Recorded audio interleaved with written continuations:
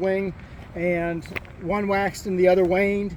We actually relocated downtown for a little while until about the early 80s, and then in 1984, May 30th of 84, this particular stretch of track, which was originally laid down in 1877 by the Nashville, Chattanooga, and St. Louis, and then became the Louisville and Nashville, then became the Seaport Systems, and was negotiated with Chessie Systems to become CSX, but we're still Seaboard.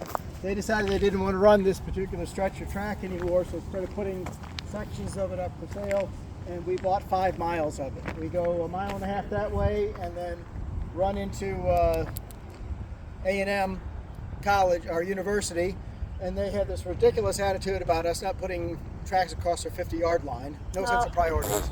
So we're never going to go any farther that direction. And then we go 3.5 miles that way, and we could technically go a little bit farther, but then we're going to hit the Flint River. And although the original bridge pilings are still up there, trying to put up, rebuild a bridge and all the insurance and everything else. Yeah. Unless you guys are multimillionaires and decide you love me and want to put us in your will, I that ain't would. gonna happen.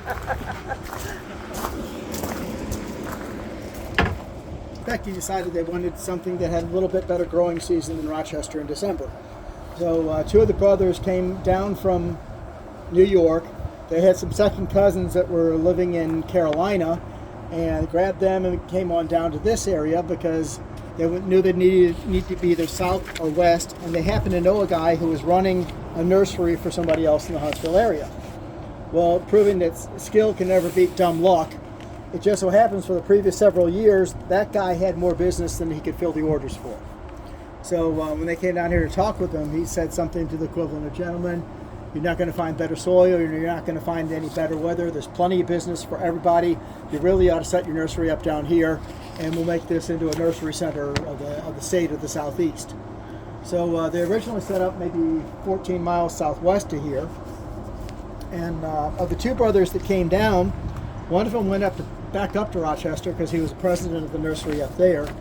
And the second brother was a guy named Ethan Allen Chase.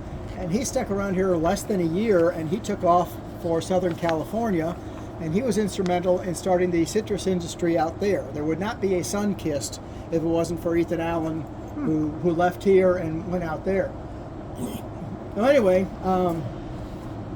4 brothers stayed here, and one day, somewhere around 1900, one of the brothers caught a train from Huntsville northeast to a town called Newmarket. It's up there, maybe 16 miles, something like that. And as he was there, he looked out the window and saw that set of tracks sitting over there. Now, I don't know if it's southern yet. It might have still been Memphis and Charleston, but 100 feet and change away. And he said, "Oh, this is where we need to have our nursery. Out in the middle, absolutely nowhere." And he said, "We put our packing house right there between the 2 sets of the tracks, and the trains can come on up and get a spur siding put along there. They can pull the box cars on up. We'll fill the box cars with our orders of product, and then they can haul them wherever they want to." And it was a great business model, and it worked fantastic. At their peak, they owned over 1,500 acres around here, and they were, depending on what source you talked to, and they all looked reliable, they were either the largest or one of the largest wholesale nurseries in the United States or the southeastern United States. Even in a least case scenario, they're cranking out a lot of wholesale nursery product. And that was like trees and bushes and plants and such. I don't think they did seeds, but a lot of other things. I saw one picture from their 1939 catalog, and a guy standing in one of the fields, and the plants are about this tall on him. Wow. And that was taken in May. They took the picture again in August, and it was even with his head. So Wow. they were growing good out here. Anyway, so the Chase Nursery was on out here, and they built that packing house that I told you about, and that was their office building. Over across the street is a yellow bed and breakfast called Dogwood Manor now that one of the Chase brothers lived in. Red brick there was the commissary or company store that everybody owed their soul to. And this area, this business was basically set up like a southern mill town, but they weren't doing cotton, they were doing wholesale nursery products. 1908, 1908, the Chase family decided they wanted to have a depot here and have a stop. So they built a depot building here and leased it out to the two railroads. I don't know if they were Southern yet or not, but it's going to be simpler just to say they were Southern. So it was a shared facility between Nashville, Chattanooga, St. Louis, and Southern. That makes this a union facility. I didn't know forever that union meant shared facility between multiple railroads. You know, I mean, a union station downtown meant it was a train station. Yeah. But it was a union station, and say Southern had the ticket agent there. If he went on vacation or something, Southern was responsible to backfill him. But as soon as he found greener pastures and either another job or retired or whatever, then it was Nashville, Chattanooga's turn to put a station master in there, and they would have to backfill him when he went on vacation until he found greener pastures, and just bounce back and forth like that. Well, the kind of neat thing is, first of all, 1937, they decided, and I can show you a picture inside, they decided they wanted a nicer looking, larger facility. So they took down the old structure, and this is the middle of the Depression, so they saved everything they could, reused it, and enlarged the building about 30%, made it look like it currently does today, minus the Christmas lights, and put it back on up. Now, since we are still working out of this building, it is an active depot. And since it was shared by the two railroads, it's a union depot. And at 26 by 30 feet, this has the distinction of being the smallest active union depot in the United States. Huh. And on top of that, 30% bigger than it was when they built it in 08. Wow. So, I mean, everything's got to be somewhere, but when you got it, it's like, chaos. Yeah. We have quite a variety of equipment here. We used to have a steam engine. We no longer have it. It broke. Long, complicated story. We ended up selling it, and we used the money from the sale to buy our 5 miles of track that we have. Okay. We now run diesel electrics. We have 3 of them. A pair of S2 diesel switchers made by American Locomotive Company, ALCO, and that RSD1 was made for the U.S. Army by ALCO also. All 3 of them have a 1,000 horsepower turbocharged diesel engine that runs a generator that produces electricity for the traction motors. 8652, the green one, was made for use in Europe during World War II, but it didn't get overseas until either May or June of 45. VE Day being the 8th of May of 45. Now, I did overseas deliveries. So if that ship hit the port on the 1st and they immediately offloaded it, they immediately deprocessed it, and immediately put it into service, it maybe saw a day or 2 of time during World War II, but most likely it did not. It was there through at least 46, kind of disappeared, and then was procured by the Tennessee Valley Authority.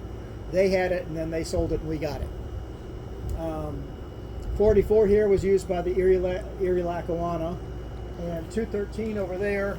If you have ever enjoyed a Budweiser product, you may walk up to her and pat her and say, "Thank you, baby." Because for her first 2 decades or so, she was in St. Louis at the Terminal Railroad Association and shuffled cars of Bud around to be shipped all over the country. Huh. They were from 1941, 1945, and 1949, respectively. Wow. We do run excursion trains. Next one won't be until Christmas. That car down there, the silver one, is our VIP coach that we'll put on the end. It is a 10-6 sleeper. 10 meaning as you walk in from the far end, go down the center of the car, there's 5 single-person roomettes on either side. And then you run out of the last roomette, and it does a chicane, and there's 6 double bedrooms on the right-hand side. With the double bedrooms, E and F and C and D and A and B have a foldable wall between them. So if you had the stereotypical 1950s 1 man, 1 woman, and 2 kid family, and you were smart enough not to torture the porter, you could get 2 adjoining double bedrooms that had 2 twin beds in them, fold that wall back, and you had a suite that had 4 beds. Huh. Nice. First 2 coaches are 60-seaters made by the Budd Car Company in 1939 and 1940 respectively for the Pennsylvania Railroad. Pennsy ran them until they merged with the New York Central and the New York, New Haven, and Hartford to form Penn Central. That Penn Central ran them until Amtrak took over passenger operations, and then in December of '77, Amtrak put them up for sale, and our organization was basically, as I understand it, able to purchase them for scrap price and got them moved out here to Huntsville. And then eventually when we moved into this location in '85 we got them moved over onto here. Next car down, the first green one, is our oldest car in service. It's 100 years old. It's a baggage car, Railway Express agency car, made for Southern originally in 1924. The car after it is her younger sister from Southern, a 98-year-old 46-seat heavyweight passenger coach. And then the last car on the end is a 1945 car made for the U.S. Army as a hospital car. And it would be used when the wounded combatants were coming back from overseas. A number of them were all stove up, and they could not be sitting in a passenger seat in a coach. So the Army had 2 contracts for 100 each of hospital cars. On that, I'm not sure about the configuration of the second contract, but on that contract, each car could handle 33 litters, stacked, 3 high. Had a nurse's station, a pharmacy, a doctor's office. It had a kitchen on the end of it to make meals for the guys because they couldn't get up and walk to the kitchen car like everybody else would be required to, and they might have special dietary needs. So it had a kitchen on the end of it, and if there was an emergency en route, say from the Port of Baltimore to Walter Reed or wherever they're going, they could stop the train and make a surgery inside of it. Oh, wow. We currently use it we built it as a dining car, but haven't really used it as such, except for our own private parties, like at the end of the year, hey! And everybody brings in a potluck. And it's also a gift shop car. Oh, nice. Over here, I told you we had that steam locomotive. Yeah. I don't know how much you know about things, so if I tell you something you know, I'm really not trying to mansplain. Nope. I'm assuming that you have the level of knowledge I did when I joined here in January of 18, which was Lionel's under the Christmas tree. So, and that way also I won't neglect to say something if I overtalk. This first little structure right here is what's called a dog house. And what it was for is you only had so much room in the cab of a steam locomotive. You had to have your engineer, and you had to have your fireman, and you had to have room for him to swing his shovel. And that might be all the room you had in cabs on some of the locomotives. But you also required a head-end brakeman. So what they would do is they would take a structure like that, and they would actually put it on the tender behind the locomotive, and he would, locomotive would be there, and he would be sitting in here. That would let him keep an eye on the cars and their condition in case you got a hot box or something. And it would also protect him from the soot and the steam and the ashes and anything else. Over here is a spare traction motor that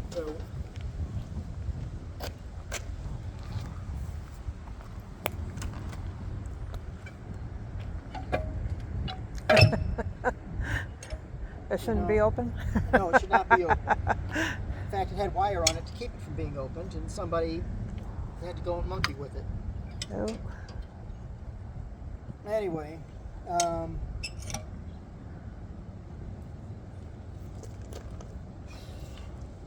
because it has wire on it, it's going to hold it in place, and somebody monkeyed with the wire.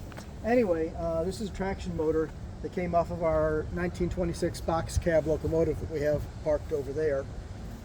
The way diesel electric works is you've got your diesel engine that powers the generator, which makes the electricity, which runs down the cables into the traction motor, which turns the wheels. So this is, like I said, this is a motor from 1926, one of the very first diesel electric locomotives that kind of proved the concept out. Over here is the center spindle from the downtown Huntsville depot, the first one that was the Memphis and Charleston. And as you can see on the back, the corners are busted off, so flanges. So they had to replace it, and this was just kind of thrown to the side. Back late 1990s, I think, they were digging for the structure of a new building they were going to put up, and stumbled upon this with their track hoe. And it's like, well, what have we got here? I don't know. Well, there's a bunch of railroad stuff around here before. Maybe it's something with the railroad. So they contacted us and say, do you know what this is, and do you want it? Nice. And we said yes, and we jumped on it like a chicken on a June bug and brought it on out here. These are the inspection cars, which fit between the current high rails and the old hand cars. Motorized version. We have this theoretically could take up to 4 people, or is this 1 to 2? One of these could take one to 2, and the other was rated for 2 to 4. but you had to be really friendly with each other as far as I'm concerned. And this one was actually the first motorized piece of equipment we ran on our rails. This over here is kind of cool. This piston and rod arm and end cap came out of 44 over there. Huh. And it's 12 and a half inches in diameter. You can kind of see how it was messed up over here, which is why we had compression and oil consumption issues on that locomotive. So we just shut off power to that and eventually had a bunch of maintenance that needed to be done and did it all at once. But we had to replace the second one, eye and everything else. Basically, there was 36 one-inch pieces on each one of those rings. And how they all stayed in place without spinning like that one did on this one, I have no idea. Huh. But we changed all them on out. And then we thought we could get away with the cylinder sleeve that was in there. It looked good, but just needed a little bit of dressing. And Graham had this tool that we were doing it with, and he decided that it was going bell shape on us. So we have a sacrificial S4 locomotive down there that we get our spare parts from. It's a royal loss. As I said, I didn't join until 18. And they had just gotten the locomotive back in 17 before I joined. But they went to replace this other one, and we had the manuals at that point in time. We had a bunch of the tools that we had manufactured, so it went a lot quicker. But the instructions said in order to pull that sleeve out, what you're supposed to do is put a piece of rail underneath it, and with 50-ton jacks, jack the thing up so it will come on out.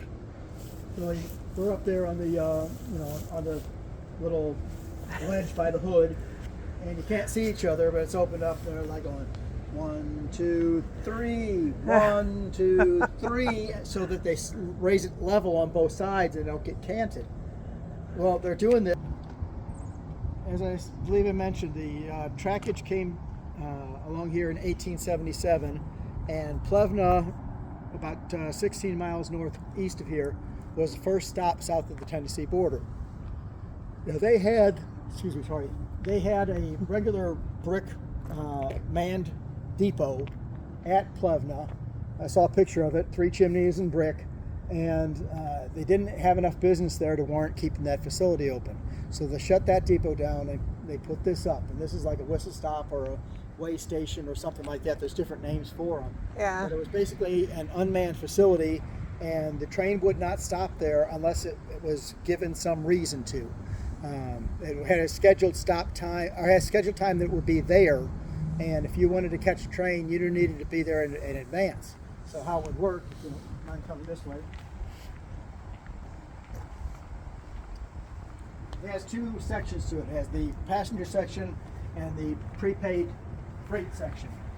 So you'd be here, you'd have the train scheduled, you'd know when it was going to be coming on by, so you get here a little bit in advance, and you'd be sitting down on the bench and you're listening. And this is steam engine, so you're going to hear it coming from way off. So you get on up and you walk on out here, and this building was probably about this far from the track, and stand about here and wait for the train to get in line of sight where you can kind of see the engineer. You take a white handkerchief and you'd wave it like this.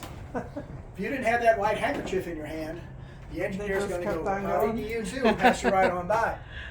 So he'd stop the train, conductor would throw the steps down, you'd go on up there and say, I want to take it to Huntsville or wherever you're going. They say, okay, it costs you this much. You give him the money, he grabs the ticket, punches it, and gives it to you, and off you go. And then on the train on the way back, you bought a ticket to Plevna, so they knew they had a hard stop there. You didn't need to look for a cord to pull or go, hey! And, Yeah. they would stop for you. And that's how the passenger section worked. Now, the prepaid freight section, I used to have to tell some people, I kind of think this is how it worked. This is how it should have worked. And then we had a gentleman come here who had actually caught a train out of this building in 1948 when his mom and dad and his brother went to visit his dad's brother in Arkansas. And he was able to point fingers and name names. Wow. And what would happen is, well, let me take a step back. We got this building out of a farmer's field. It had been, when they shut down using it for rail service, somebody grabbed it, put it in their field, and I don't know if it was the same field that we got it from. He might have sold the property to somebody else and it was there, or he might have sold the building to somebody else. But Ms. Angela, I think it's Warren or something like that. Yeah, Angela Warren had it in her field, and she offered it to us, so we came on up there and disassembled it and brought it back here, and it had wings sitting off the end of it and all sorts of whatever. But we, Oh, wow. we rebuilt the structure, and then it became the place where somebody who had a big armful of stuff and didn't know what to do with it, but didn't want it to get rained on, would just kind of come here and chunk and filled up this section, and the other section, the freight section, was even worse. And it just really looked bad, because as you're sitting in the train, you can look out the south windows and you can see this hot mess in here. Yeah. And that side was so bad that when I'd walk in it to get something, you could not see the floor. I would be doing this number to get to the, if I had to go deep into it in order to get something. So we finally cleaned it all up and we repainted it. And this gentleman, Ron Toney, who caught the train, heard about it, and he came on out to see it. And as you can tell, you can't see the street from here. Yeah. But I meet Ron up at the street, and we're starting to walk back to here. And he is describing this building, and he's nailing it to a T. I mean, he has got this locked down in his mind, which is pretty cool. And as I said, he was able to name names. And the way it would work back in the day, if you had something that you wanted to ship, you would see the designated agent for the railroad, which happened to be a gentleman named E.T. Bates, and he ran the General Mercantile Store in Plevna. So you'd walk up to E.T. and say, hey, I got this thing I want to ship to, where did you say you were from? Wisconsin. Wisconsin. I want to ship this up to Wisconsin. So he'd look up with the city in there and say, and the weight and everything else, and say, okay, this is how much it's going to cost you. And you'd pay him the money, and then the two of you would go on over, and he'd unlock the end of the building. You'd put it in there, and off you'd go. It'd get shipped on either, probably Railway Express Agency or something like that, the FedEx and UPS of the day.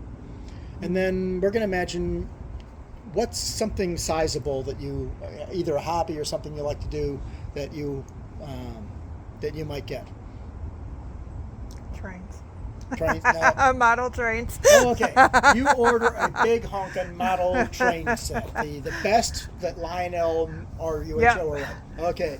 You buy a couple Lionel sets that you're going to monkey with, and they're going to ship them on in here. So they come out of probably New York at that point in time, is where they were located, and they would deliver it on into here. And ma'am, if you told me your name, I forgot. I apologize. Trish. Trish. Okay. Yep.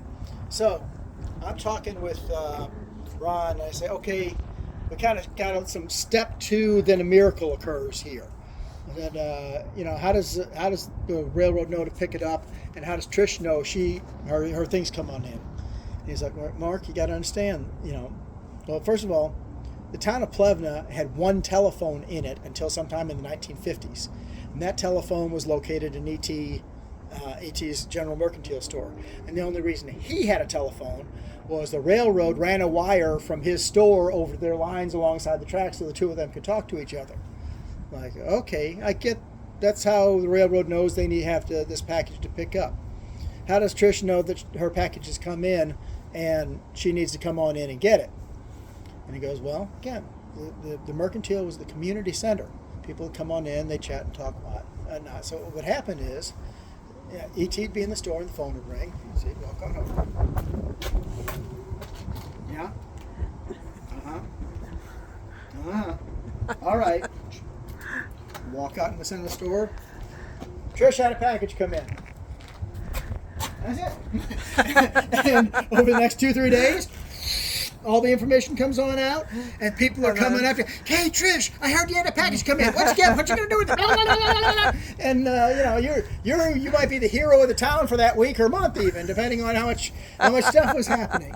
And then you'd come on in here and you'd go to CET and hey, I heard a package come. Oh yeah, it did. Come on, Trish, and you come on over here to unlock it, and he'd get it out. And if you had a flivver, we'd put it in your flivver or your buckboard or however you were getting there. Yeah. And then you could take it on home. Nice.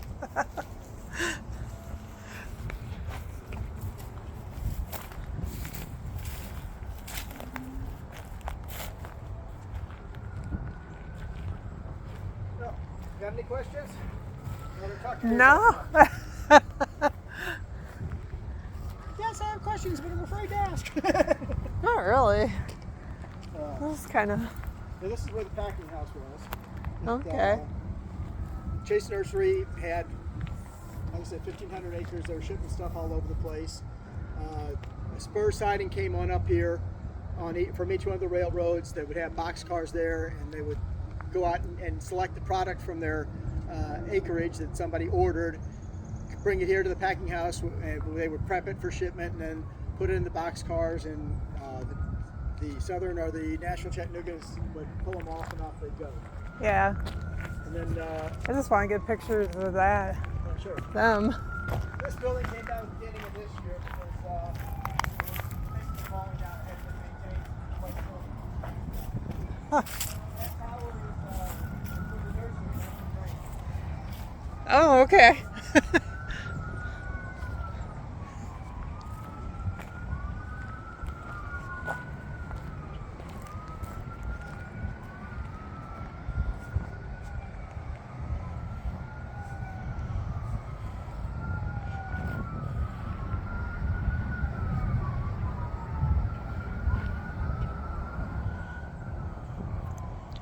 The tower is for the nursery, not the trains.